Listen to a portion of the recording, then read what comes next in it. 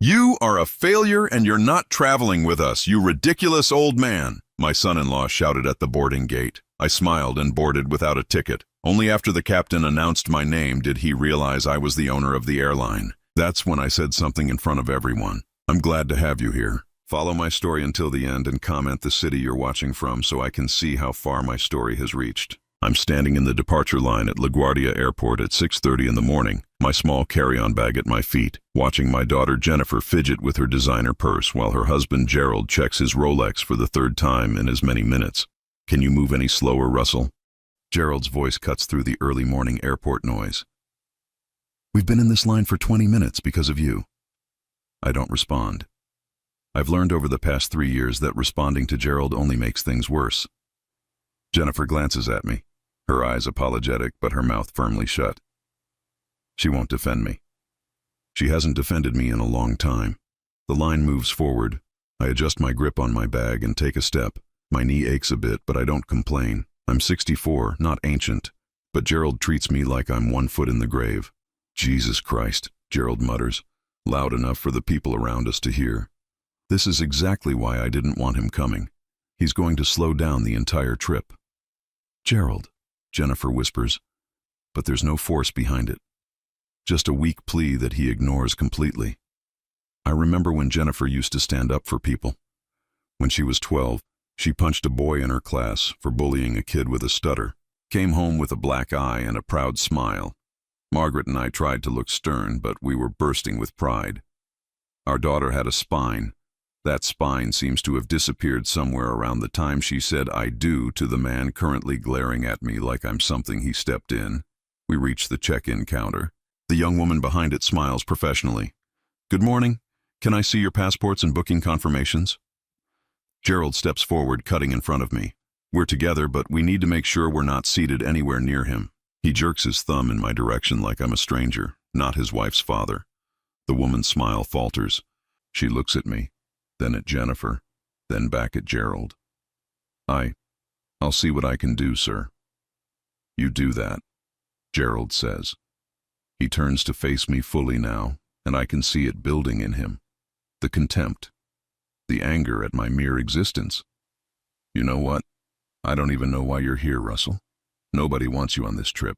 Gerald, please, Jennifer says, but she's looking at the floor, not at him. No, Jennifer, he needs to hear this. Gerald's voice is rising now. A few people in line behind us are starting to stare. Your father has always been dead weight. Even now, retired, doing nothing with his life, he manages to be a burden. I feel the heat rising in my chest, but I keep my face neutral. I've gotten good at that over the years. Margaret used to say I had a poker face that could win championships. She meant it as a compliment, but right now it feels like a survival skill. Sir, if you could just give me your documents. The airline employee tries, but Gerald isn't finished. Do you know what the problem is? He's fully performing now, feeding off the attention. The problem is that you've never accomplished anything. You're a failure who wasted his life, and now you expect us to drag you around like some kind of charity case. Jennifer flinches at the word failure, but she still doesn't speak up. That hurts worse than anything Gerald is saying. My daughter, my little girl who used to climb into my lap and ask me to tell her stories about brave princesses who saved themselves, is standing there silent while her husband tears me apart in public. I worked hard my whole life, I say quietly. It's the first thing I've said since we entered the airport. Gerald laughs. It's a cruel sound. Worked hard at what? Being mediocre? Please, you're 64 years old with nothing to show for it. The airline employee looks deeply uncomfortable now. She's stopped even pretending to process our documents. Behind us, I can hear whispers. Someone has their phone out, probably recording. This will be someone's entertainment later, a story about a terrible son-in-law humiliating an old man. Maybe I should just head home, I say calmly, if my being here is such a problem. Finally, Gerald throws his hands up. Finally, you get it. Yes, Russell, go home. This trip is for successful people, for people who matter. You don't fit that description. He reaches over and grabs the papers from my hand, the boarding pass and itinerary I printed out last week. Before I can react, he tears them in half. The sound of ripping paper seems impossibly loud. There, problem solved. You are a failure and you're not traveling with us, you ridiculous old man. The words echo through the terminal. The entire check-in area has gone quiet. Everyone is staring now. Jennifer has tears running down her face, but she's still not speaking. Not defending. Not intervening. Just standing there, crying silently, while her husband destroys what's left of my dignity. I look at my daughter for a long moment. I want her to say something. Anything. I want her to be the girl who punched a bully for someone else's sake. But she just stares at the torn papers in Gerald's hand, her lip trembling. "It's okay, Jennifer," I say softly. "It's okay." Gerald smirks. He thinks he's won. He thinks he's successfully put the old man in his place. I reach down and pick up my bag. "You two enjoy your trip," I say. My voice is steady, calm. I even manage a small smile. "I'll figure things out on my own." Finally showing some sense, Gerald says. He's already turning back to the counter, dismissing me completely. "Now we can actually have a pleasant vacation." Jennifer opens her mouth. "Dad," she starts, but her voice is so quiet it barely registers. "It's fine, sweetheart," I tell her, and I turn and walk away. I don't look back. I can hear Gerald already chatting with the airline employee, his voice jovial now that he's gotten rid of the inconvenience. I can hear Jennifer's small, choked sounds that might be sobs or might be her trying to find her voice. I keep walking, past the check-in counters, past the security lines. I walk until I reach a different corridor, one that most passengers never see. The sign above it reads, "Executive Access, Morrison Airlines personnel only." The security guard at the entrance straightens up when he sees me. "Mr. Morrison." "Good morning, sir. Are you checking in for the Caribbean flight?" "I am, Marcus," I say, and my smile is genuine now. "How's your daughter doing? She start college yet?" "She did, sir. Thanks to that scholarship fund you set up. We can't thank you enough." "No need for thanks. Bright kids deserve chances." I show him my actual boarding pass, the one I've had in my inside pocket this whole time, the one that shows my seat in first class, the one that Gerald never saw. Marcus scans it and waves me through. "Have a wonderful flight, Mr. Morrison. I'll make sure the captain knows you're aboard." "Thank you, Marcus." I walk through the executive corridor, my bag rolling smoothly behind me. My knee doesn't hurt anymore. Funny how that works. Behind me, somewhere in the regular terminal, Gerald is probably celebrating his victory. Jennifer is probably trying to convince herself that what just happened was somehow okay, somehow justified. They have no idea that in about 2 hours, they're going to learn exactly who Russell Morrison really is. And I can't help but smile at the thought. I settle into seat 2A in first class, and the familiar comfort of the leather seat brings back a flood of memories. This isn't just any airline. This is mine. Well, mostly mine. I still own 51% of Morrison Airlines, though I stepped back from daily operations 5 years ago after Margaret died. Margaret. God, I miss her. The flight attendant approaches with a warm smile. "Mr. Morrison, welcome aboard. Can I get you anything before we take off?" "Just water, thank you, Linda." I know most of the senior crew by name. I hired many of them myself, back when we were just starting out. Linda was one of our first flight attendants almost 35 years ago. She's a grandmother now, close to retirement, but she still loves flying. She brings my water and squeezes my shoulder gently. "It's good to see you back in the air, sir. Good to be here." As she walks away, I close my eyes and let myself drift back to when this all started. It was 1989. I was 29 years old, married to Margaret for 2 years, and we were completely broke. But we had a dream. A crazy, impossible dream about starting our own airline. Everyone told us we were insane. My father said I was throwing my life away. Margaret's mother cried and begged her to talk sense into me. But Margaret believed in me. She always believed in me. We scraped together every penny we had. I took out loans that terrified me. We bought one used plane, a 20-seat regional aircraft that needed more repairs than I could count. I learned to fix it myself because we couldn't afford mechanics. I slept in the hangar more nights than I slept in our bed. Margaret worked 3 jobs.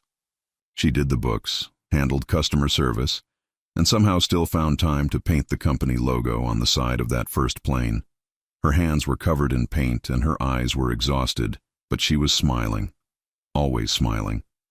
"We're building something real, Russ," she'd say. "We're building our future." And then Jennifer came along. We hadn't planned on a baby so soon, not with the business barely staying afloat, but Margaret was thrilled. "Every dream needs a reason," she told me, hand on her growing belly. "This baby is ours." Jennifer was born in the middle of chaos. I remember changing diapers between conference calls with potential investors. I remember Margaret nursing our daughter while reviewing maintenance schedules. We had no money for babysitters, so Jennifer grew up in that hangar, surrounded by the smell of jet fuel and the sound of engines. She took her first steps on a runway. Her first word was plane, though it came out more like pain. The business grew slowly. We added a second plane, then a third.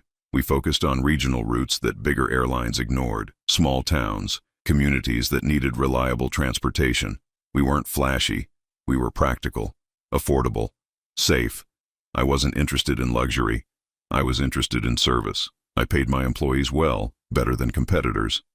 I made sure every plane was maintained beyond regulation standards. I knew every pilot by name, knew their families, their stories. By the time Jennifer was 10, we had a fleet of 27 planes. By the time she was 15, we were one of the most respected regional airlines in the country. We'd expanded to the Caribbean, to South America. But I never changed. I still wore off-the-rack suits, still drove a 10-year-old Toyota. Margaret and I lived in the same modest house we'd bought when we were newlyweds. The money went back into the business, into our employees, into safety. Jennifer understood that. She was proud of what we built. She'd bring her friends to the hangar, show them around like she owned the place, which in a way, she would someday. "This is all for you," I told her once, when she was 16. "Everything your mom and I built, it's for you." She hugged me tight. "I know, Dad, and I'm going to make you proud." She did make me proud. Straight A's in school. Scholarship to a good college. She was going to study business, help run the company. Margaret and I would lie in bed at night, making plans. Jennifer would take over operations. We'd finally travel, see the world beyond airports and runways. Then Margaret got sick. It was fast, too fast. Pancreatic cancer, 3 months from diagnosis to funeral. I watched the love of my life fade away, and there was nothing I could do. All the money in the world, all the success, meant nothing when I couldn't save her. Jennifer came home from college. She was 21, about to graduate, and suddenly she was helping me plan her mother's funeral. We cried together. We held each other. We promised we'd get through it together. For a while we did. Jennifer graduated. She moved back home. She started learning the business, just like we'd always planned. It was hard without Margaret, but we had each other. Then, 2 years ago, Jennifer met Gerald.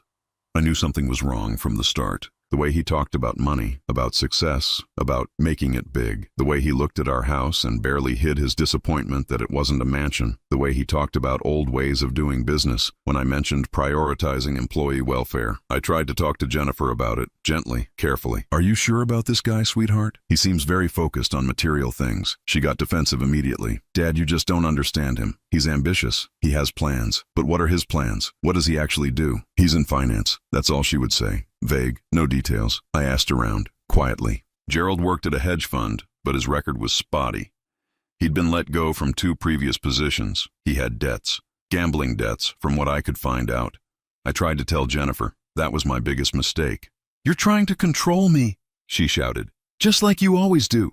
You can't stand that I'm an adult making my own choices." "That's not true, Jennifer. I just want you to be careful. You want me to be alone. You can't handle that I found someone who isn't grieving all the time like you are." That cut deep. The implication that I was dragging her down with my grief, that I was using her to replace Margaret. Gerald was there, of course, for that conversation. He'd been staying over more and more. After Jennifer yelled at me, he put his arm around her shoulders and said, so gently, so concerned, "It's okay, babe. Your dad just doesn't want to lose you. It's natural. He's scared of being alone." Making me the problem. Making my concern about her welfare into something pathological. Jennifer started pulling away after that. She moved in with Gerald within a month. The wedding happened 6 months later. Fast. Too fast. I went to the wedding. I smiled. I gave a toast about how proud Margaret would be. I danced with my daughter, and I felt something die inside me, because I could see the future clearly. I could see Gerald slowly poisoning her against me, making me the villain in their story. And I was right. The calls became less frequent. The visits stopped. When I did see Jennifer, Gerald was always there, and she'd parrot his opinions. "You're too old-fashioned, Dad. You don't understand modern business. You're stuck in the past." A year ago, I stopped by their apartment unannounced. Just wanted to see my daughter. Gerald answered the door and didn't invite me in. Russell, you can't just show up like this. Jennifer's busy. I'm her father. I just want to see her. And you will. When we have time, we'll call you. They didn't call. 6 months ago, I tried one more time, invited them to dinner, expensive restaurant, Gerald's choice. I thought maybe if I met him on his terms, we could find some common ground. Gerald spent the entire meal talking about himself, his investments, his plans, his vision for the future. Jennifer just nodded along, barely eating. When the check came, Gerald didn't even reach for it, just assumed I'd pay, which I did. Then, as we were leaving, I heard him say to Jennifer, "See, your dad's not completely useless. At least he can foot the bill." Jennifer laughed. Not a real laugh, but a performance, agreeing with her husband at her father's expense. That's when I knew I'd lost her, not to time or distance or the natural progression of life. I'd lost her to a man who saw her as a means to an end and saw me as an obstacle to remove. The seatbelt sign dings, pulling me back to the present. I open my eyes. Through the first-class cabin door, I can see economy boarding. Gerald and Jennifer will be boarding soon. Linda stops by again. "Mr. Morrison, the captain wanted me to tell you that we're about to make a special announcement once everyone is seated. Company tradition when you're on board." I nod. "Thank you, Linda." She hesitates. "Sir, if you don't mind me saying, you seem sad today. Is everything all right?" I manage a smile. "Just old memories, Linda.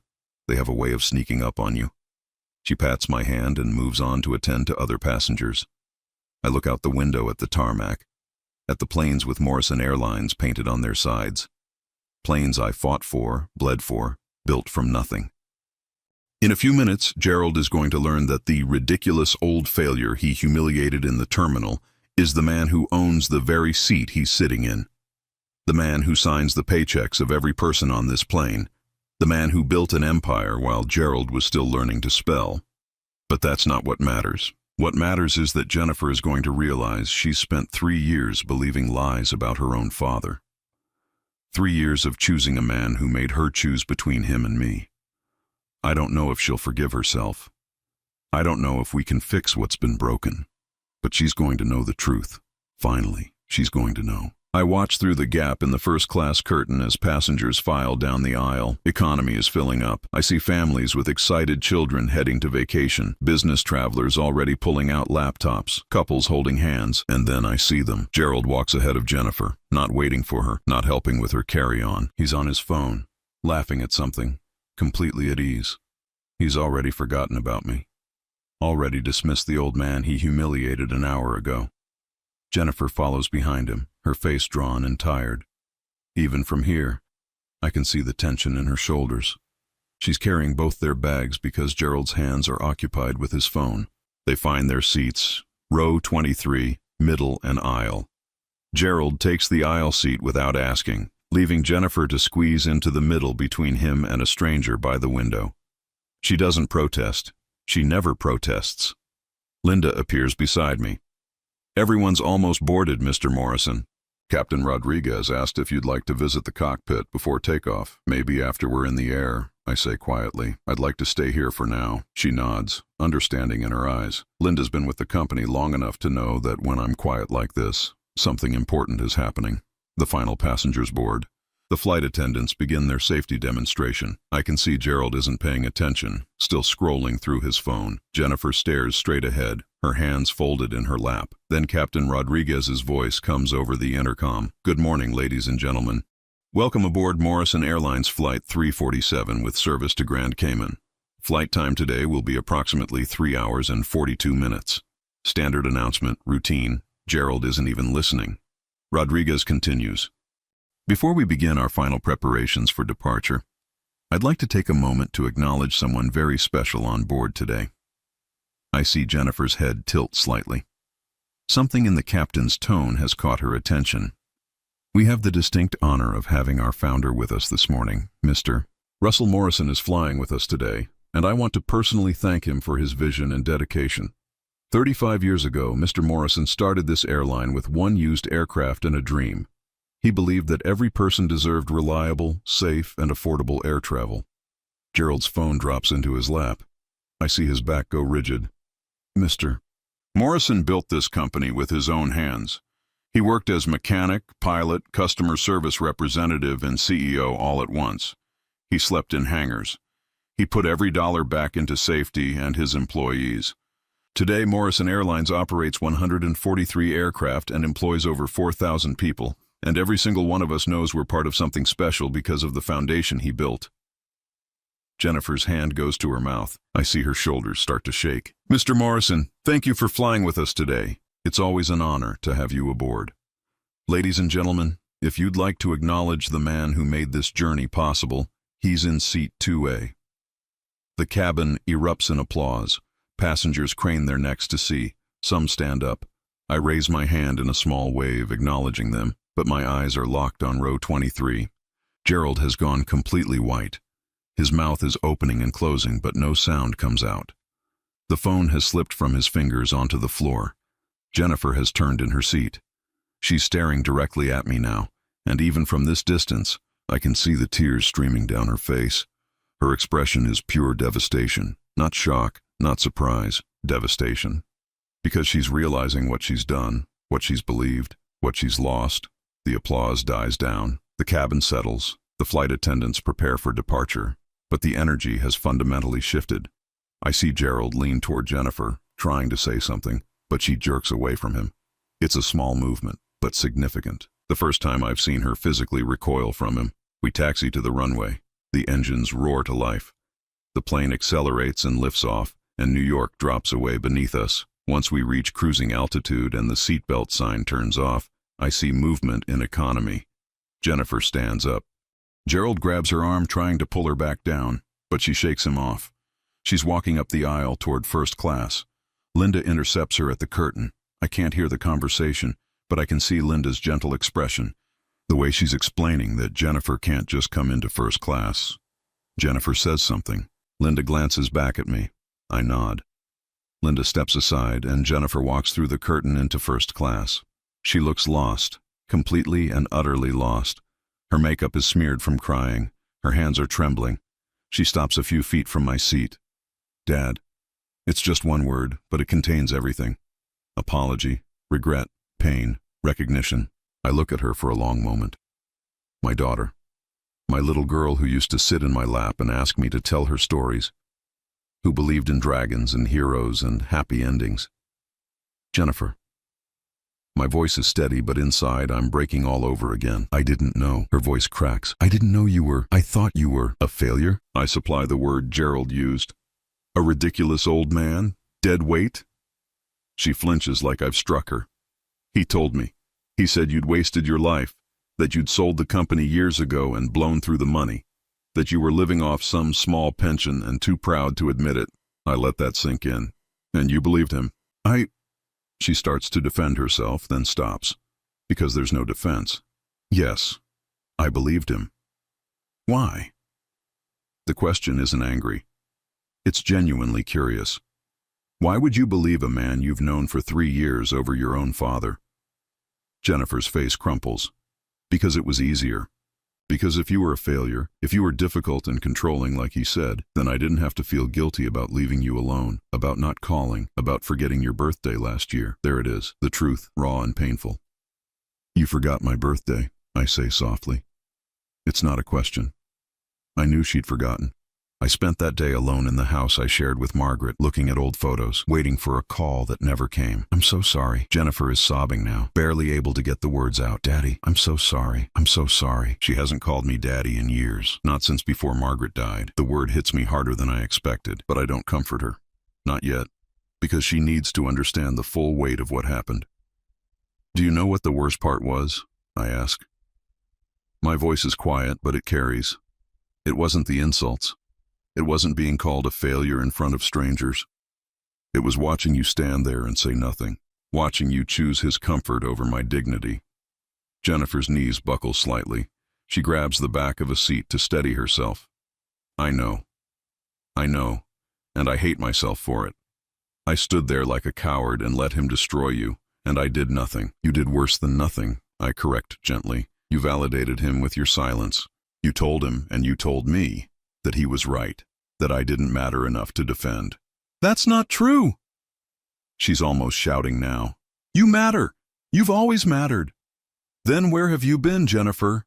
I'm not shouting. I'm not even raising my voice, but the question cuts deep. Where have you been for 3 years? Not returning calls, canceling plans, making excuses. Where have you been while I ate dinner alone every night in a house that's too big and too quiet since your mother died? She has no answer. There is no answer that makes it okay. I was drowning, she finally whispers. After Mom died, I was drowning and Gerald threw me a rope. He made me feel like I could breathe again. He made me feel like I wasn't broken. So you let him convince you that I was the one who was broken instead. Jennifer nods miserably. Yes. We sit in that truth for a moment. The plane hums around us. Other first-class passengers are pointedly not looking at us, giving us privacy in this very public space. Did you ever ask yourself why I never told you about the company? I ask. Why I never mentioned still being involved? Jennifer shakes her head. Because you stopped asking about my life. 2 years ago, you stopped asking me how I was, what I was doing, if I needed anything. Every conversation became about you and Gerald, your plans, your problems, your life. And I let it happen because I thought you needed space to build your own life. I thought I was being a good father by not imposing. You were being a good father, Jennifer insists. You've always been a good father. Then why wasn't that enough? The question comes out more raw than I intended. Why did you need him to tell you who I was? Why did his opinion matter more than 34 years of me showing you? Jennifer opens her mouth, closes it, opens it again. Finally, she says the truest thing she said this whole conversation. I don't know. God help me, Dad. I don't know. I lean back in my seat, suddenly exhausted. Your mother used to say that the people we love most are the ones who can hurt us deepest. She was right. But she also said they're the only ones who can heal us. I don't know if that's true anymore. Please, Jennifer begs, please tell me we can fix this. Tell me I haven't destroyed everything. I look at my daughter. Really look at her. She's 31 years old, but right now she looks about 12, scared and small and desperately wanting her father to make everything okay. But I can't. Not yet. Maybe not ever. I don't know if we can fix this, Jennifer. I say honestly. I don't know if there's enough trust left to build on. But I do know this. You need to figure out who you are without Gerald telling you. And you need to decide if the person you've become is someone you can live with. Jennifer stands there swaying slightly with the movement of the plane, tears running down her face. What do I do now? That's not my decision to make. I turn to look out the window at the clouds below. You're an adult. You make your own choices. You've made that abundantly clear. She waits for more, but I have nothing else to give right now. After a long moment, she turns and walks back toward economy, back toward Gerald, who's undoubtedly waiting with explanations and excuses. Linda appears at my side once Jennifer is gone. Are you okay, Mr. Morrison? No, I say honestly, but I will be. She squeezes my shoulder and moves on. I close my eyes and try not to think about the look on Jennifer's face. Try not to think about the fact that my daughter spent 3 years believing I was worthless. Try not to think about all the damage that's been done. But I can't stop thinking about what comes next. Because Gerald knows now. Gerald knows he's been caught, and desperate men do desperate things. This flight is only 3 hours and 42 minutes long, but I have a feeling it's going to be the longest flight of my life. 20 minutes pass. I try to read the book I brought, but the words blur on the page. I'm aware of every sound from economy, every raised voice, every movement. Then I hear it. Gerald's voice getting louder. Angry. You're being ridiculous, Jennifer. Sit down. I hear Jennifer's response, quieter but firm. No, I need space. Space? From me? After everything I've done for you? Linda catches my eye from across the cabin. She's heard it too. Her expression is concerned. But she's professionally trained not to intervene in passenger disputes unless they become dangerous. Everything you've done? Jennifer's voice is rising now too. What exactly have you done, Gerald? Besides lie to me about my own father? I protected you from him. He was trying to control you, to keep you dependent. He was trying to warn me about you. The cabin has gone quiet. Everyone's listening now, whether they want to or not. It's impossible not to hear. I should stay out of it. This is between them. But my daughter's pain pulls at me like a hook in my chest. Gerald's voice drops to something low and venomous. I have to strain to hear it. You really want to do this now? Here? Fine. Your father is a manipulative old man who can't stand that you chose someone over him. He's been playing you this entire flight with his wounded act. Stop. Jennifer's voice cuts through.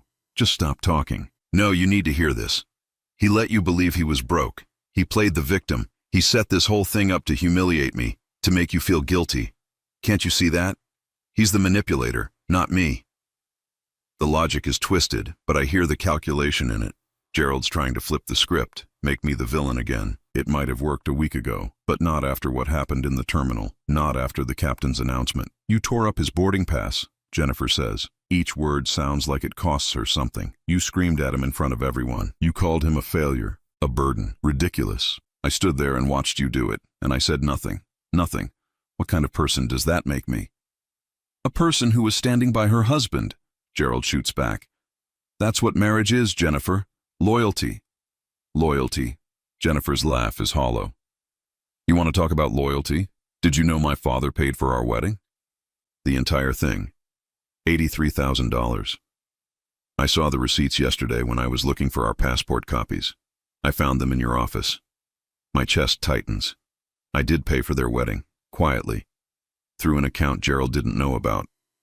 I never told Jennifer because I didn't want her to feel obligated. It was supposed to be a gift, no strings attached. He was showing off, Gerald says quickly, trying to prove he was still relevant. He paid for it anonymously, Gerald, through a trust. I wasn't supposed to know. You weren't supposed to know. But you did know, didn't you? You found out somehow, and you never told me. Silence from Gerald. That tells me everything. He did know. Probably hired someone to dig into my finances. That's how he knew about the company sale that never happened. That's how he knew enough to construct his lies.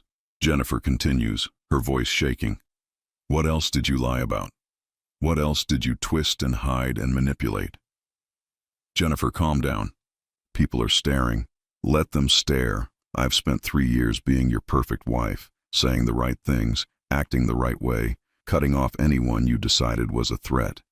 My friends from college, gone, because you said they were bad influences. My father, abandoned because you said he was toxic.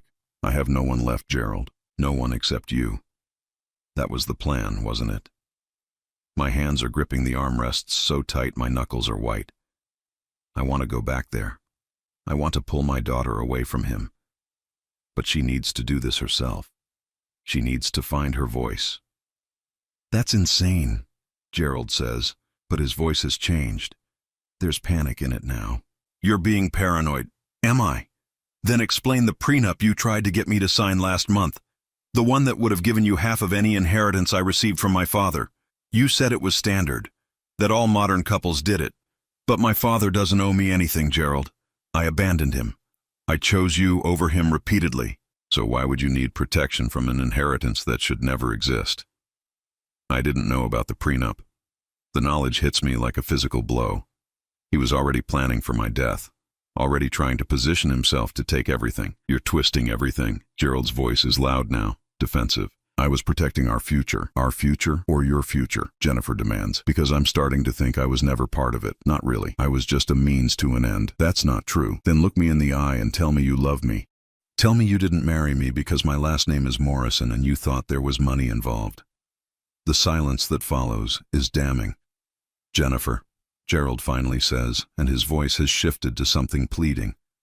Baby, of course I love you. You're everything to me. I know I made mistakes. I know I shouldn't have said those things about your father. I was frustrated. I didn't mean it. Yes, you did. Jennifer sounds tired now, exhausted. You meant every word. And the worst part is, you made me believe it too. You made me believe my own father was worthless, and I was stupid enough to listen. So what now? Gerald's voice turns hard. You're just going to throw away 3 years of marriage because of one bad day? One bad day? Jennifer repeats. Gerald, you humiliated my father in public. You've been lying to me about who he is for 3 years. You isolated me from everyone I cared about. You tried to get me to sign away rights to money I don't even have and don't deserve. This isn't one bad day. This is who you are. I hear movement. Footsteps. Jennifer appears at the first-class curtain again. This time, Linda doesn't stop her. Jennifer walks straight to my seat and sits down in the empty seat beside me. Dad, her voice is small.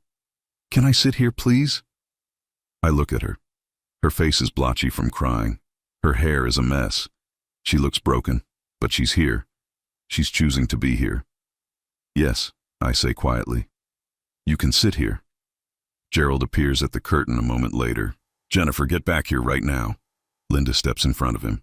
Sir, you need to return to your seat. That's my wife. That's a passenger who has chosen to change seats. You need to return to your assigned seat, sir, or I'll have to call the captain. Gerald looks past Linda at Jennifer, at me. His face is red with rage and humiliation. This isn't over, he says. It's not clear if he's talking to Jennifer or to me. Yes, it is, Jennifer says firmly. It's been over for a long time. I just didn't want to see it. Linda escorts Gerald back to economy. He goes, but not without looking back twice, his expression venomous. Jennifer and I sit in silence for a long time. The plane hums around us. Outside the window, clouds drift past. Finally, Jennifer speaks. I don't know how to fix this. Maybe you can't, I say honestly. Maybe some things stay broken. She flinches. Is that what you want, for us to stay broken? I turn to look at her fully. What I want is for you to understand what was lost. Not just between us, but inside you. The Jennifer I knew would have never stood silent while someone attacked the people she loved. The Jennifer I knew had a spine, had convictions, had a sense of right and wrong that didn't depend on what her husband thought. I know I changed. I became someone I don't even recognize. Then the question is, can you find your way back? And do you even want to? Jennifer wipes her eyes with the back of her hand. I want my father back. I want the relationship we had before Mom died, before Gerald, before I screwed everything up. We can't go back, Jennifer. We can only go forward. And going forward means you have to be honest with yourself about why you let this happen. It wasn't just Gerald. He pulled the strings, but you let yourself be a puppet. The words are harsh, but they need to be said. Jennifer needs to hear them. She nods slowly. You're right. I was scared after Mom died. Scared of being alone, of feeling that grief every day. Gerald made me feel less alone. And somewhere along the way, I started believing that feeling good meant he must be good for me. Even when the red flags were everywhere, I ignored them because facing them meant facing that I'd made a mistake, that I'd chosen wrong, that I'd hurt you for nothing. And now I see it clearly. All of it. And I don't know how to live with what I've done. Her voice breaks. How do I live with the fact that I abandoned my father when he needed me most? That I believed lies about the man who raised me? That I stood there this morning and let my husband destroy you and I did nothing? I take a deep breath. You live with it by doing better. By being better. By making different choices going forward. Is there a forward for us? She looks at me with desperate hope. Can you ever forgive me? I think about that question. Really think about it. Can I forgive her? Part of me wants to say yes immediately, wants to pull her into my arms and tell her everything will be okay. That's the father in me. But the man who's been hurt, who's been abandoned, who's eaten alone for 3 years while his only child chose a liar over him, that man isn't ready. I don't know, I say finally. I honestly don't know, Jennifer. You didn't just hurt me. You made me doubt myself.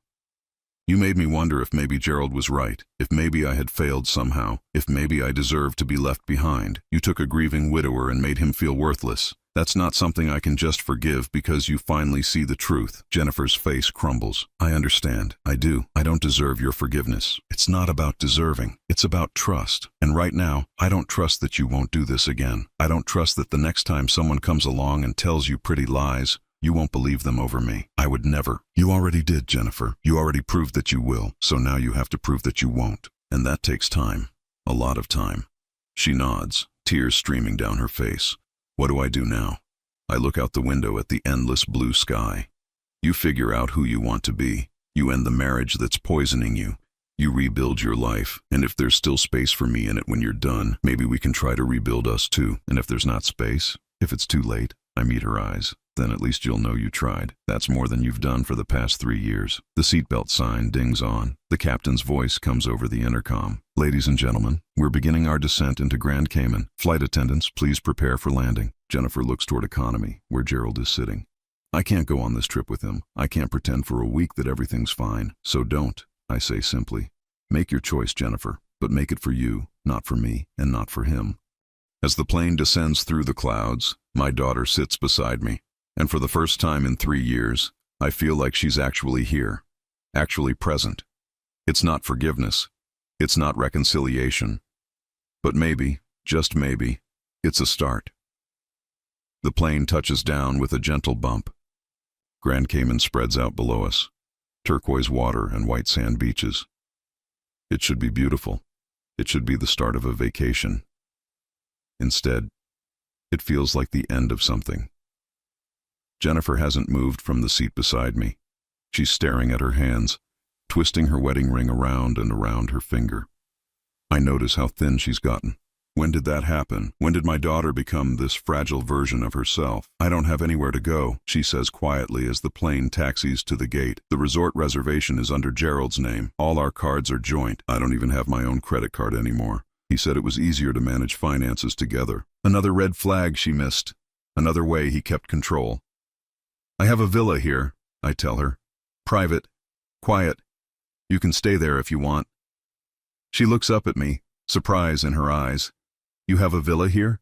Your mother and I bought it 20 years ago. We always planned to retire here eventually, spend our winters in the warmth. I look out at the island. After she died, I couldn't bring myself to sell it. I come down a few times a year, just to feel close to her. Jennifer's face crumples. I didn't know anything about your life anymore. No, I agree. You didn't. The plane comes to a complete stop. Around us, passengers begin gathering their belongings, eager to start their vacations. Jennifer and I remain seated. The offer stands, I say. The villa has 3 bedrooms. You can have your own space. Time to think. Time to figure out what comes next. And you? She asks. Where will you be? I'll be there too. But Jennifer, understand something. This isn't me swooping in to fix everything. This isn't me making it all better. You're going to have to sit with what you've done. You're going to have to feel it. And I'm not going to comfort you through that. I'm not your therapist or your priest. I'm your father, and right now I'm a father who's been deeply hurt by his daughter.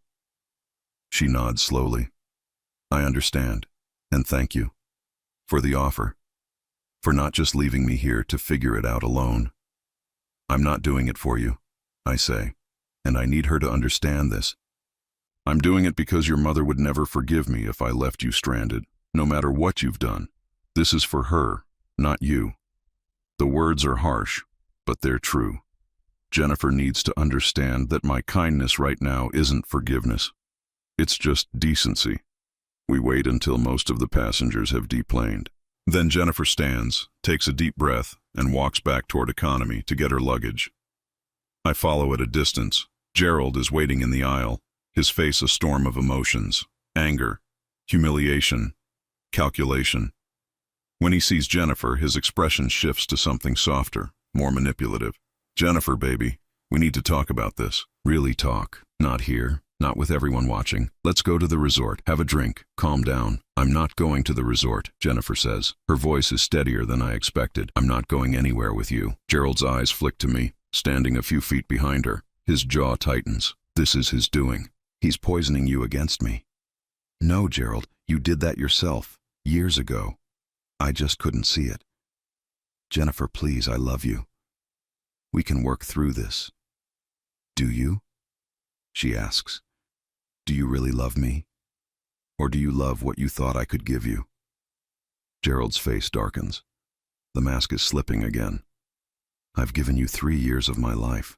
I've supported you, been patient with your grief, dealt with your moods. My moods? Jennifer's laugh is sharp. You mean my depression? The depression you told me was all in my head? The therapy you said I didn't need because I should just think positive.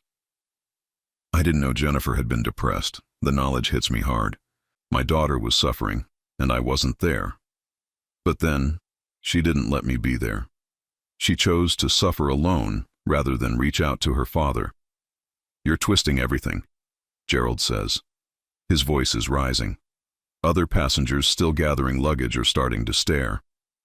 I've been nothing but good to you. You've been nothing but good to yourself, Jennifer corrects. I was just convenient, a means to an end, and the end was my father's money. Gerald's expression turns ugly. You know what? Fine. You want to throw away our marriage over one mistake? Over some words I said when I was stressed? Fine. But you're going to regret this, Jennifer. You're going to realize what you had and what you lost, and I'm not going to take you back. I'm counting on it, Jennifer says quietly. She reaches up to the overhead bin and pulls down her bag. Gerald doesn't help. He just stands there, seething. We're done, Gerald. When we get back to New York, I want you out of the apartment. I'll have a lawyer contact you about the divorce. The apartment is in my name too, Gerald snaps. Actually, it's in my name, Jennifer corrects.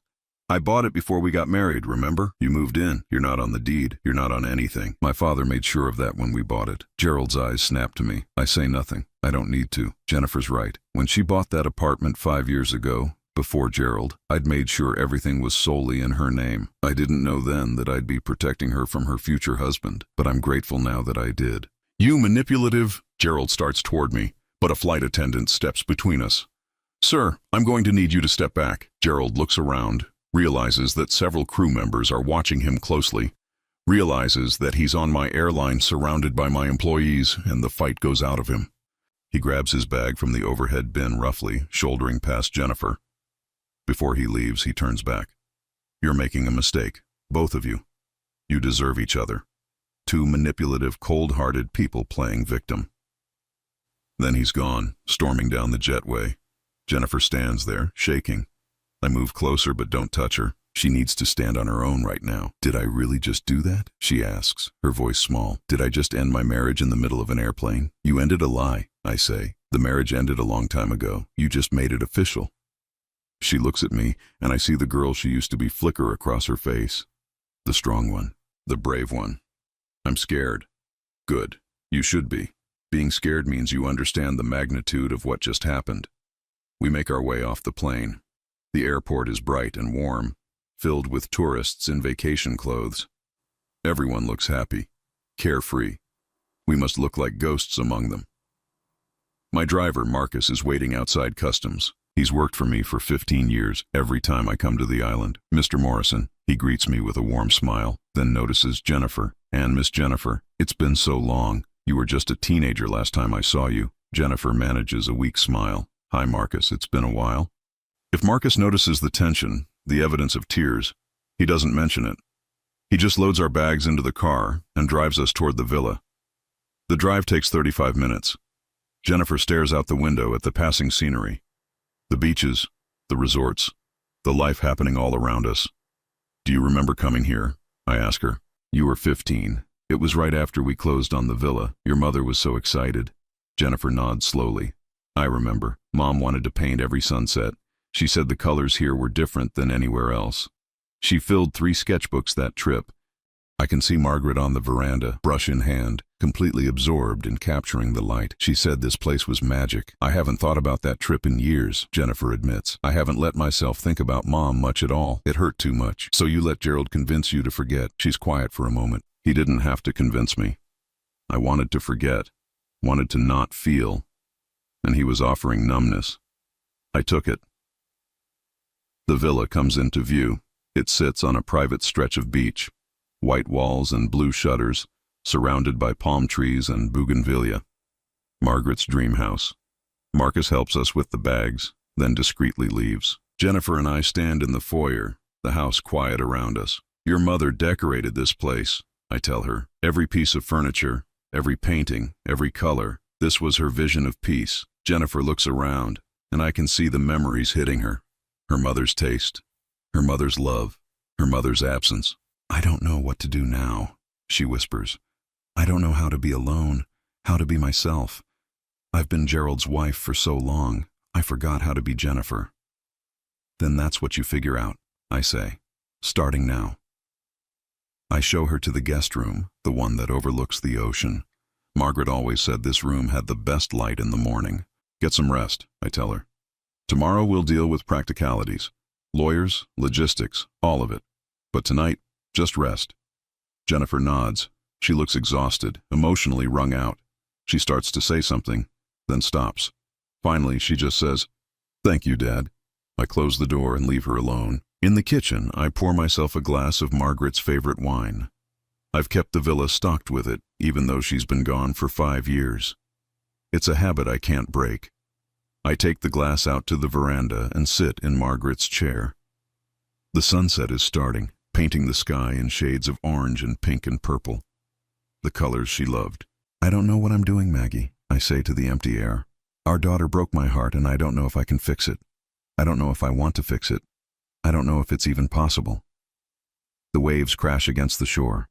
A breeze rustles through the palms. Margaret doesn't answer, of course. She never will again. but I can almost hear what she would say. She'd tell me that love isn't about keeping score, that forgiveness isn't about forgetting, that family is messy and complicated and sometimes it breaks, but that doesn't mean it's not worth fighting for. I miss you, I whisper. I miss you so much. Inside the villa, I hear a door open, footsteps. Jennifer appears on the veranda, wrapped in one of the robes from the closet. She doesn't say anything. She just sits in the other chair, the one that used to be mine when Margaret sat in hers. We watch the sunset together in silence. Not comfortable silence, not forgiven silence, just silence. But maybe for now, that's enough. 18 months later, I'm standing in the hangar where it all started. The smell of jet fuel and oil brings back memories so vivid I can almost see Margaret standing by the workbench, calculator in hand, figuring out how to make our impossible dream work.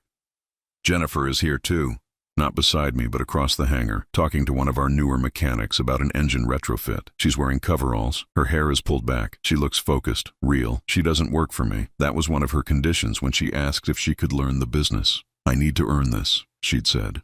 Not have it given to me because I'm your daughter. Not anymore. So she started at the bottom.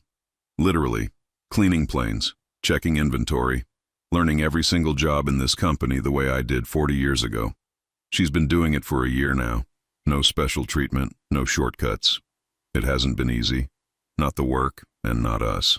Those first months after Grand Cayman were brutal. Jennifer stayed at the villa for 2 weeks, mostly in her room.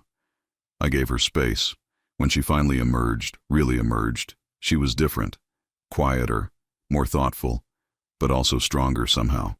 The divorce took 6 months. Gerald fought it every step of the way. Tried to claim he deserved half of everything. Tried to drag it out in hopes Jennifer would cave. She didn't. She stood firm, even when he tried the old manipulations, even when he sent her late-night messages about how much he missed her.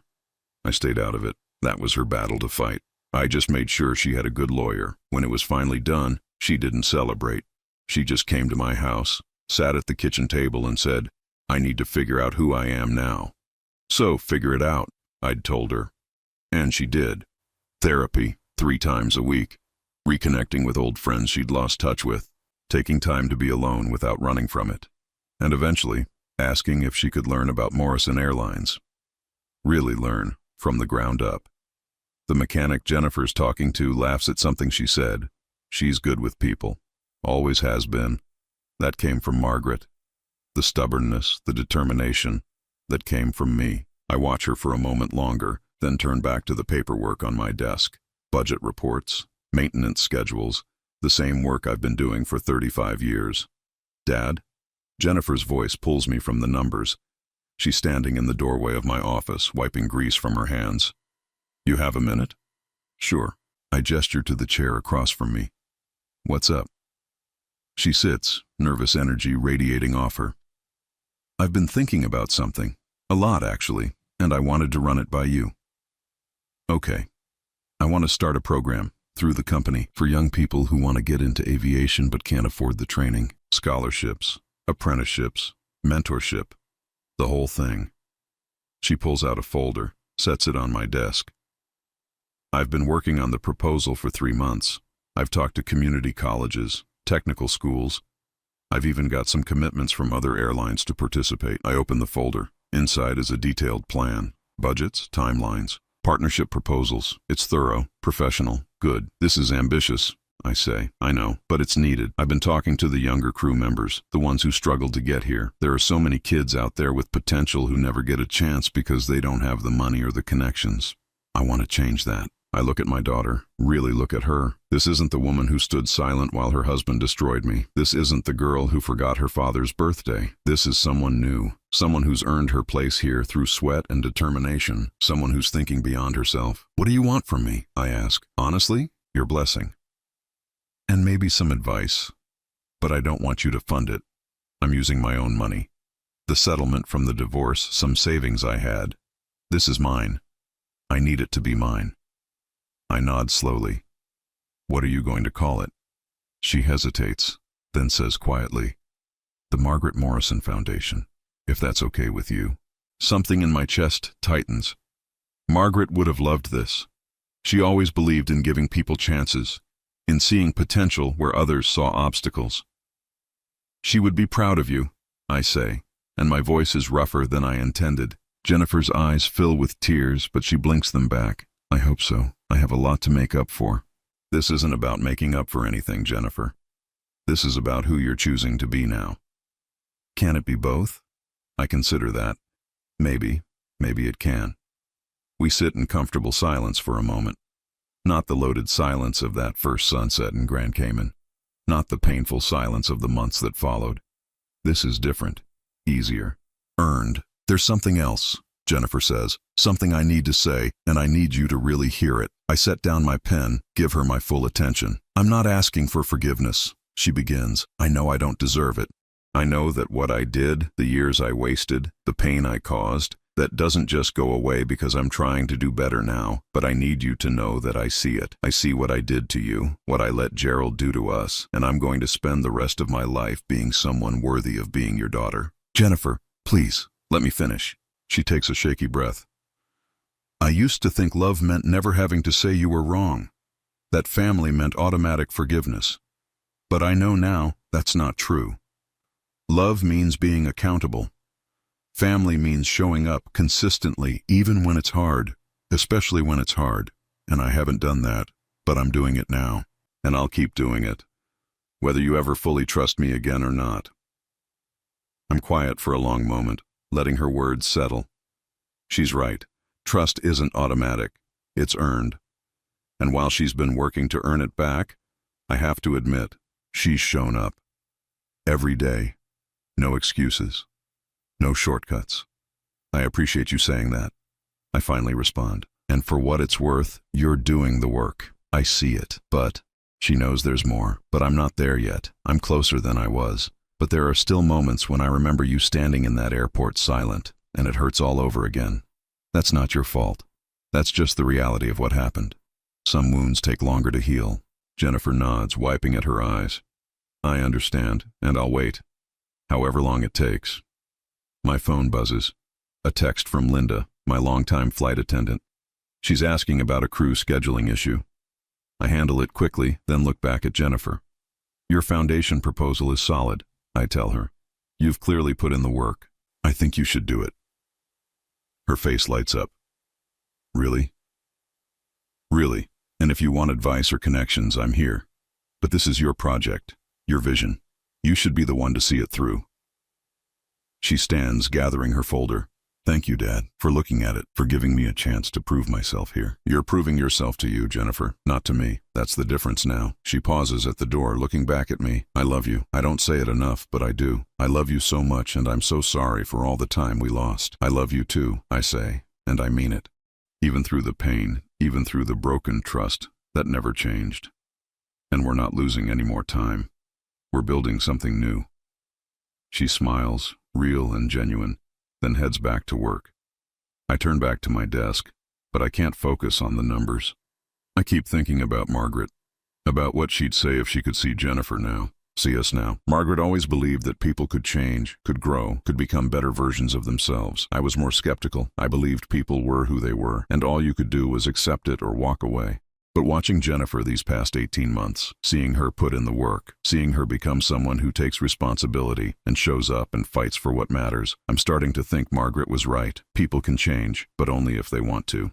Only if they're willing to do the hard, uncomfortable work of facing who they've been and deciding to be different. Jennifer's doing that work every day, and while I'm not ready to say everything is healed, everything is forgiven, I can say this: I'm proud of her. For the first time in years, I'm proud of my daughter. That evening, Jennifer stops by my house. It's become a routine over the past few months. Dinner together once a week. Sometimes we talk, sometimes we don't. It's still a work in progress. Tonight, she brings takeout from the Thai place Margaret used to love. We eat on the back porch, watching the sun set over the yard where Jennifer used to play as a child. I got an email from Gerald today, she says casually, between bites of pad thai. My fork pauses halfway to my mouth. Oh? He wanted to meet up, talk about closure or some nonsense. I deleted it. Good. I'm not angry at him anymore, she continues. I was for a long time, furious, but now I just feel nothing. He was a lesson I needed to learn, I guess. A painful one, but necessary. What lesson was that? She thinks about it, that I can't hide from pain by pretending it doesn't exist. That the people who really love you won't ask you to choose between them and yourself. That I'm stronger than I thought I was. You are stronger, I agree. Much stronger than you used to be. We finish eating in comfortable silence. Jennifer helps me clean up, then makes tea the way Margaret used to, strong and sweet. We take our mugs back to the porch. The sky is deep purple now, stars beginning to appear. Dad? Jennifer's voice is soft. Can I ask you something? Sure. Do you think you'll ever fully forgive me? Or is this as close as we get? I don't answer right away. I owe her honesty, even if it's hard to hear. I don't know, I finally say. I think about it a lot. Some days I feel like we're almost back to something good. Other days the hurt feels fresh. But here's what I do know. I'm not giving up on us. I'm not walking away. I'm here, showing up, same as you. And maybe that's what matters most. Jennifer nods, tears sliding down her cheeks. That's enough. That's more than enough. We sit together as the last light fades from the sky. It's not a perfect ending. We're not completely healed. The scars remain, probably always will, but we're here, together, fighting for something worth saving. And in the quiet of this moment, with my daughter beside me and the memory of Margaret in every corner of this house, I feel something I haven't felt in years. Peace. Not the kind that comes from forgetting or pretending. The kind that comes from surviving something terrible and choosing, actively choosing, to build something better in its place. It's earned peace. Hard-won peace. The only kind that lasts. I miss Mom, Jennifer whispers. Me too, I say. Every single day. Do you think she'd forgive me? For what I did? I look at my daughter, at the woman she's becoming. I think she'd say the same thing I'm saying. That forgiveness isn't the point. Growth is, and you're growing, Jennifer. Every day you're becoming more of who you were meant to be. She leans her head on my shoulder, just like she used to when she was small. I don't pull away. We sit like that as the stars come out, as the night settles around us. Tomorrow, we'll both go back to work. We'll keep building our separate lives, keep working on this fragile, healing thing between us. But tonight, this moment, this quiet peace, is enough. More than enough. It's everything.